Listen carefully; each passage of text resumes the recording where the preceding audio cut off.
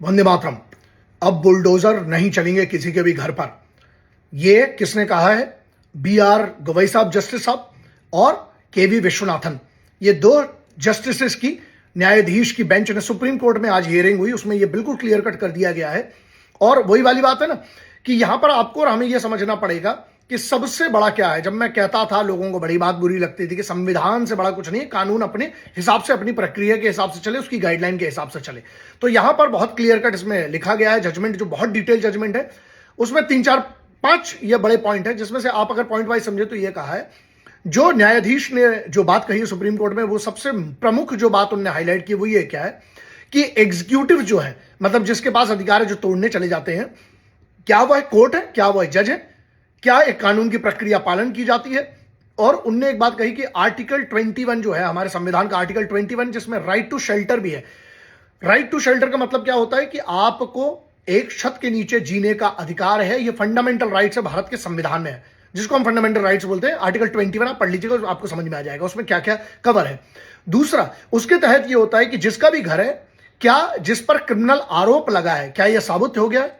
मतलब अगर किसी कोई क्रिमिनल पाया जाता है किसी केस में, तो क्या वह आरोप उस पर लगाया गया, क्या यह साबित हो गया? और साबित किसने कर दिया? Executives can not take the decision and the power lies with the judiciary.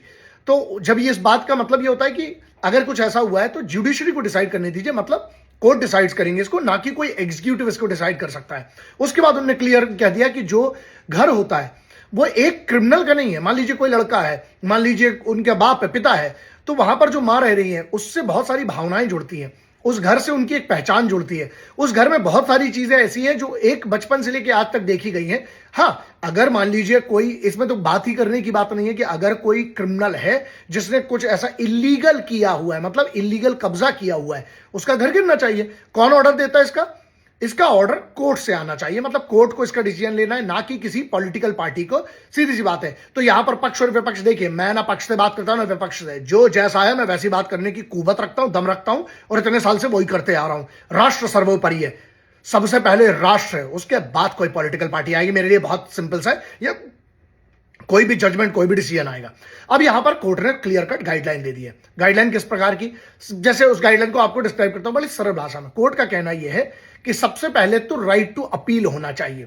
यदि मान लीजिए किसी ने नोटिस दिया किसी व्यक्ति को, तो अपील तो करे वो। ऐसा नहीं कि आपने आज ही निर्णय लिया। अगर कोई इलीगल चीज है तो सरकार को पता होगी, डॉक्यूमेंट क्लियर होंगे।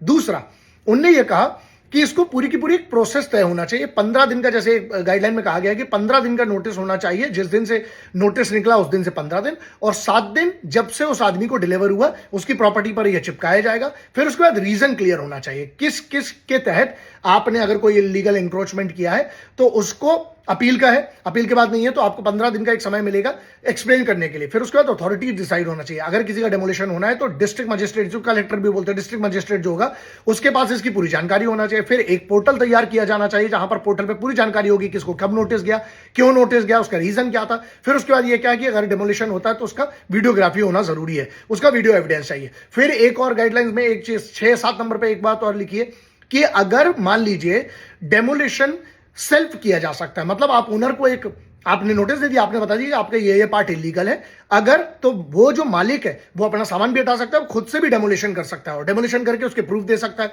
फिर उसके बाद क्या होता है कि यही चीज कमिश्नर के पास एक हियरिंग होगी, कमिश्नर के पास पूरी की पूरी डिटेल होगी और वही चीज प्रोड्यूस की जाना चाहिए कहां पर? कोर्ट पर, और कोर्ट फाइनल निर्णय लेगा इसका। ये चीज है।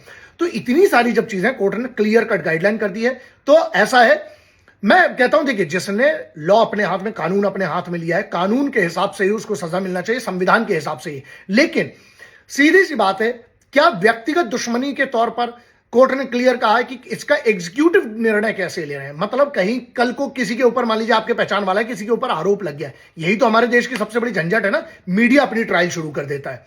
मान लीजिए किसी के ऊपर लड़की ने आरोप लगाया, मान लीजिए किसी के ऊपर लड़के ने आरोप लगाया, मान लीजिए किसी के ऊपर जमीन का विवाद हुआ, मान लीजिए किसी के ऊपर कहा कि ये क्रिमिनल है। साबित कौन करेगा? कोर्ट्स खोले हैं ना, खुद कोर्ट मत बनो।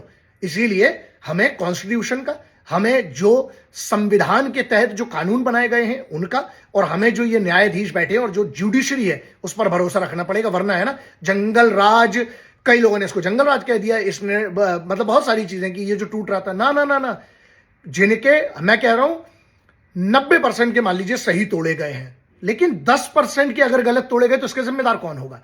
और तोड़ने का निर्णय कोर्ट्स को दीजिए ना। आप खुद मत जज बनिए, आप खुद जुडिशरी मत बनिए, आप एग्जीक्यूटिव हैं। यदि ब्यूरोक्रेसी की बात करते हो तो आपका काम है एग्जीक्यूट करना। जो कौन निर्णय लेगा? जो निर्णय कोर्ट्स लेंगे, जो निर्णय न्यायाधीश के कलम से लिखे जाएंगे, कोर्ट्स में लिखे जाएंगे, न्यायालयों में लिखे जाएंगे। तो ये क्लियर है। और अगर इसमें कोई डिटेल लगेगी तो अगर अगला कुछ ऐसा इसमें जजमेंट आता है, इसको अगर चैलेंज किया जाता है, वैसे सुप्रीम कोर्ट में 2 जजेस की जब बेंच ने कहा है, अगर इसको चैलेंज भी होगा तो 5 जजेस की बेंच बैठेगी। उस समय अगर होगा तो मैं बताऊंगा। लेकिन अभी ये है पूरी तरह से बुलडोजर से घरों को तोड़ना, किसी भी क्रिमिनल के, क्रिमिनल मतलब जिसको क्रिमिनल कहा गया है, क्रिमिनल तो मैं उसी दिन मानूंगा जिस दिन कोर्ट कहेगा, उस पर पूरी तरह से रोक लगा दी गई है। और ये सुप्रीम कोर्ट के 2 जजेस ने कहा है इसको। जय हिंद, वंदे मातरम, इंकलाब जिंदाबाद, भारत माता की जय।